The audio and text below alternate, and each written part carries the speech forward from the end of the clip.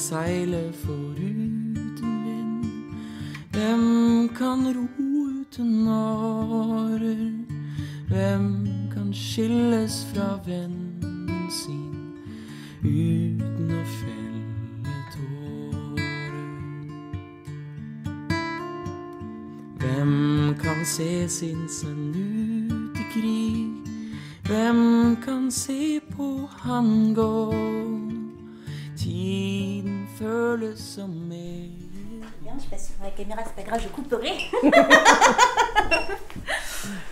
Alors, bonjour. Bonjour. Est-ce que tu peux... Je veux ton prénom. Ne t'inquiète pas, je m'appelle Stéphanie. Oui, Stéphanie. Est-ce que tu Bonjour, peux Stéphanie. te présenter, me dire comment tu t'appelles et quelle est ta spécialité? Alors, je m'appelle Carole Saner. Je fais des massages et particulièrement du Chin Tsang, qui est un massage des organes internes. C'est quoi ça? Vas-y, Alors, tu peux, c'est... voilà, dire un peu plus. Oui, c'est un massage qui nous vient de la Chine ancienne, taoïste, et qui est un massage holistique. Chin Tsang, ça veut dire travailler l'énergie des organes internes. D'accord. Mais ça consiste en quoi la séance? Quand on vient, déjà, on vient dans quel but? On sait exactement... Alors, il y a plusieurs demandes. Soit on a un problème, ça peut être un problème digestif, ça peut être un problème de transit. C'est aussi, ça peut être un problème émotionnel, une colère qu'on sent qui est là depuis longtemps et qu'on n'arrive pas à évacuer. Ça peut être aussi un problème de règles douloureuses. C'est assez large comme possibilité de traiter. Du coup, comment se passe une séance type, si on peut parler de séance type C'est difficile de parler de séance type, effectivement, puisque chacun est différent. On vient, donc on imagine que j'ai pris rendez-vous, j'arrive à ton cabinet. Oui. Et voilà, comment ça va se dérouler la séance? Donc on va déjà discuter un petit peu. Je vais un peu expliquer ce qu'est le Chin Tsang à la personne. Donc un massage doux, essentiellement, alors ça va dépendre de la demande, mais essentiellement ce sera au niveau de l'abdomen. Et c'est un massage qui se fait, la personne reste habillée, on va juste soulever le t-shirt. Elle est allongée bien sûr. Et les jambes relevées ou pas, parce qu'il faut qu'elles soient bien. Donc si les personnes ont souvent des problèmes de dos, il faut absolument qu'ils soient bien installés. Donc si les jambes doivent être relevées, ça n'est pas un problème. Et voilà, et moi je vais très très très doucement chercher au niveau des tissus si je trouve des petites adhérences, des petits grains, genre des petits grains de sable, des tensions, des boules. Et en allant doucement, je vais détendre, défaire ces nœuds, s'il y en a, si le problème est là. À la suite de ce massage, est-ce que tu retransmets ce que tu as vécu, reçu, je sais pas comment, si tu as de l'intuition aussi ou des ressentis, outre le fait de toucher en fait les organes, est-ce que tu peux savoir? Est-ce que tu partages tes pensées à ce moment-là avec le patient, ou est-ce que c'est le patient qui dit son truc et tu gardes certaines données avec toi? Alors il y a déjà une chose. Avant de commencer le massage, moi, j'ai fait un travail, j'ai préparé le massage. J'ai fait un travail de visualisation par rapport à cette personne. Donc, j'ai déjà un ressenti sur ce sur quoi je vais travailler. Ensuite, on va échanger avant le massage. Pendant le massage, il y a des interactions. C'est-à-dire que la personne est là bien présente, le massage se fait à deux. Et je peux lui poser des questions, ou elle peut me dire ah là, ça me fait mal, etc. Et puis le Chin Tsang se fait aussi avec, alors je vais dire quelque chose qui est important, c'est qu'il a été codifié et apporté en Occident par Mantak Chia, qui travaille aussi avec les 6 sons, qui sont les sons des organes. chaque organe correspond un son. Et par exemple, je parlais de la colère tout à l'heure, c'est très très très intéressant de faire prononcer à la personne le son qui correspond au foie pour aider à dégager. Mais c'est vrai pour les autres organes aussi. Donc il y a interaction avec la personne. Et puis après, à la fin, quand le massage est terminé, on va à nouveau, c'est ce qui s'appelle l'intégration. Moi, je vais lui parler et elle va me dire aussi si elle veut, ce qu'elle a ressenti, etc. Et puis, ce qui est intéressant dans le Jine Tsang aussi, c'est que je vais permettre, je vais donner des outils à la personne pour qu'elle puisse continuer chez elle toute seule, puisque la santé, en fait, on doit la protéger par soi-même. Et si on a des soucis, petit à petit, il faut qu'on arrive à se soigner soi-même. Et ça, le Jine Tsang permet ça, petit à petit. Comment tu es venue à cette spécialité qui n'est pas vraiment connue, on n'en voit pas. Hein. Alors, il y en a, c'est plus dans la région parisienne, ça descend petit à petit. Comment je suis venue à ça? J'ai été attirée, dans un premier temps, ce n'est pas un projet. J'ai été attirée par le ventre, on va dire, hein. Cette zone qui est très délicate. Ça m'est arrivé que des femmes me disent « Vous me massez, mais parce que je fais des massages de corps entier, mais vous ne me touchez pas le ventre. » Et à partir de là, j'ai essayé de comprendre ce qui se passait. Et puis bon, je suis une femme aussi, et tout ça fait que petit à petit, j'étais très très attirée par cette zone, mais qui concerne les hommes aussi, hein. Et voilà, je pense que c'est plus, ça n'est pas un projet, une démarche pour arriver à ça, c'est devenu une évidence pour moi. C'est quoi le ventre? Voilà, c'est ça, c'est ce qu'on appelle maintenant le second cerveau. C'est le siège des émotions. Et du coup, c'est le siège peut-être aussi de bon nombre de maladies. Bien sûr, oui. Comment tu es venue dans le bien-être, dans tout ce qui est développement personnel, dans le bien-être? Quel a été ton chemin en Alors fait? voilà, ça aussi c'est un peu la même réponse, parce que moi j'étais enseignante, j'ai une carrière d'enseignante. Et ça n'est pas une démarche, encore une fois.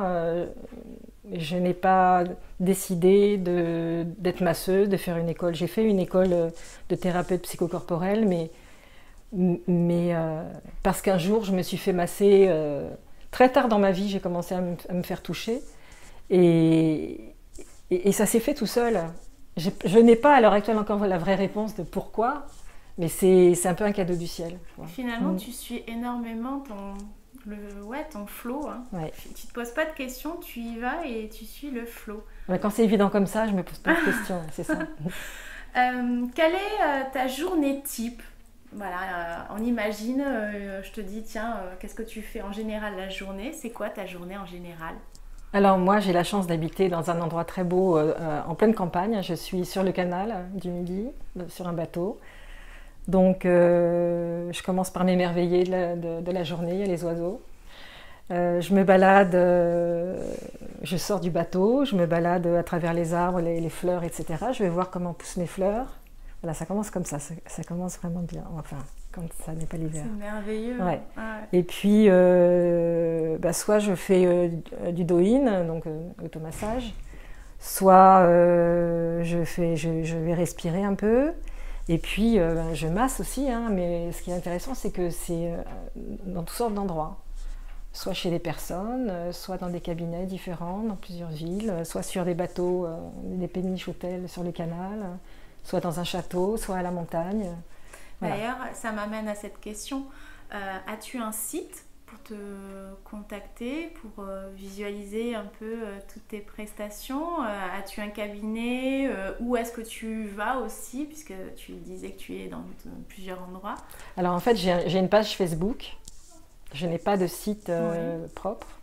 J'ai la chance d'avoir rencontré l'Arc-en-Ciel du Partage, ça fait maintenant 6 ans je crois, au cours d'un salon, et quand je les ai vus, j'ai tout de suite me suis dit je vais faire partie de ça. et c'est vraiment superbe de passer des moments avec ces personnes ici. Donc je viens, quand on m'appelle à Narbonne, c'est ici que je viens masser. Et c'est des conditions tellement, sont tellement formidables. Il y a une telle entraide pour réussir à travailler au mieux, quoi, que voilà, ça, je n'ai pas l'intention d'arrêter ça. Ensuite, à Béziers, un monsieur me prête sa maison pour que je puisse masser. Et puis après à domicile, un peu partout, puisque j'habite entre Narbonne et Béziers, toute cette zone. Donc tu te déplaces, c'est très Je me intéressant déplace. pour les gens qui n'ont pas forcément l'opportunité de se déplacer ou même qui ont un peu des appréhensions. Tout à fait. Donc je trouve ça très intéressant. Donc je viens avec ma table, j'apporte tout le matériel. Une chose, quelles sont tes sources d'inspiration afin d'un peu plus te connaître? On a vu que le bateau où tu vis, les fleurs et tout ça, mais quelles sont tes sources d'inspiration dans la vie? Alors il y en a une importante, c'est le cheval. Je vis avec des chevaux depuis maintenant 40 ans. C'est une belle source. Partie, en fait, ça émane, donc oui, forcément, ça fait partie de la vie. Quoi. Oui, et quand j'ai les chevaux, c'est aussi les animaux, parce que j'ai toujours eu des chiens et des chats, donc voilà, et des ânes aussi. Oh. Voilà, ça c'est... Parlons d'une chose comme ça. Quel est le type de musique que tu écoutes, si tu écoutes un peu de musique, ou quel est ton artiste préféré? Alors, sans hésiter, c'est Neil Young, mon artiste préféré. Pourtant, je ne m'attendais pas à la question, mais ça, c'est... Comme quoi, bim, hey. J'aime beaucoup le jazz. C'est bien parce que ça te permet aussi de te connaître un peu plus dans cette facette et pour brosser tout le portrait. Donc, c'est intéressant de connaître aussi les tonalités qui peuvent vibrer autour de toi. Un livre du moment, tiens. Quel est le livre du moment ou que tu as lu ou que tu vas lire ou qui t'attend encore? Alors, ce que je viens de lire, c'est un livre de Stanislav Grof sur les mondes, au-delà des mondes possibles. Voilà. Ça me va très bien, comme ça. Je voudrais rajouter une source d'inspiration parce que ça fait vraiment partie de ma vie, c'est l'Inde. Oui, c'est pour ça que j'étais... ouais, parce que je trouve ça tellement... Oui, c'est l'Inde, oui. C'est un pays en fait qui stimule énormément de gens et notamment quand on commence à être vraiment un pied bien affirmé dans le développement personnel et tout ce qui est spiritualité. Après, auprès de chacun, ça résonne d'une certaine façon, l'Inde pour telle ou telle raison. Maintenant, ma question, je vais sauter dessus et je voudrais savoir pour toi, qu'est-ce que ça évoque? Pourquoi ça fait chaud à ton cœur et pourquoi voilà, ça te fait rêver, pourquoi ça t'inspire?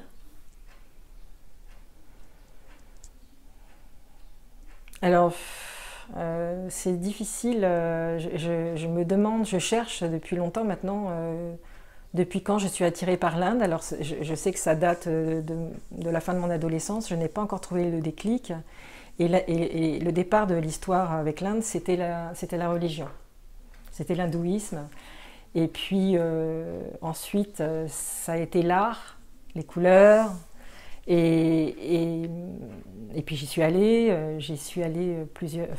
deux fois ces dernières années, 2 fois 3 mois, faire des massages. Et là, j'ai été confrontée à ce qui est vraiment l'Inde, c'est-à-dire l'horreur et le merveilleux tout à la fois. Et ça, c'est assez fascinant.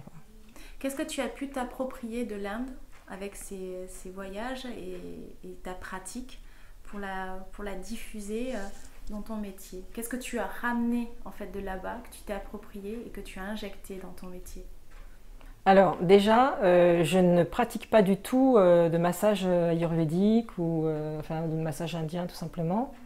Je ne me suis pas inspirée de l'Inde pour le massage. Ce que j'en garde, c'est le regard sur l'autre et le respect de l'autre, quel qu'il soit. Une question. On va parler un peu plus de l'autre, des valeurs. Quelles sont tes valeurs qui te stimulent dans ta vie? Qui sont ancrées dans ta vie, que tu essaies de garder en tête? Le respect, accepter la différence, accepter un avis différent.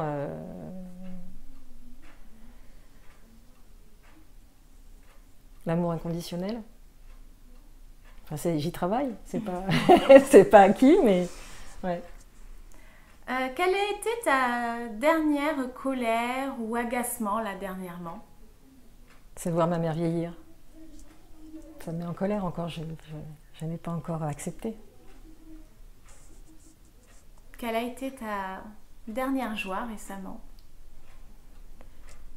La dernière joie, c'est de passer du temps avec mes filles, que je vois peu souvent, mais intensément, et c'est extraordinaire. Maintenant, c'est un conseil que je vais te demander de nous partager pour les personnes qui regarderont cette capsule. Quel serait le conseil de vie que tu pourrais nous partager, ta réflexion sur la vie que tu pourrais nous partager?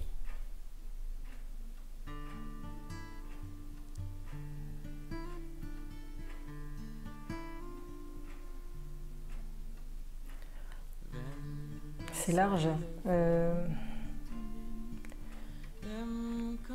En restant dans cette idée d'amour, ça serait... comment exprimer ça? Faire confiance. Faire confiance. Penser que l'autre qui est en face de soi ne se découvre pas là, à l'instant. Et ça me fait penser à autre chose d'ailleurs. Et lui donner toutes ses chances. Je dis ça parce que souvent je suis allée vite en me disant cette personne est comme ça et pourtant elle aurait pu. Et quand j'ai mieux connu, les personnes ont un passé et il faut en tenir compte. J'exprime pas bien, mais cette idée de confiance, quoi.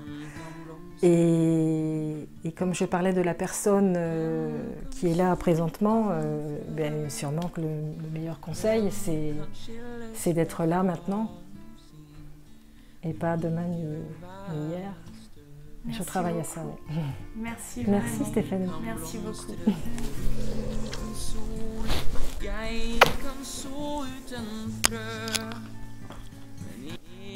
Ikke skilles fra faren min uten å hjerteblø. Hvem kan seile foruten vind? Hvem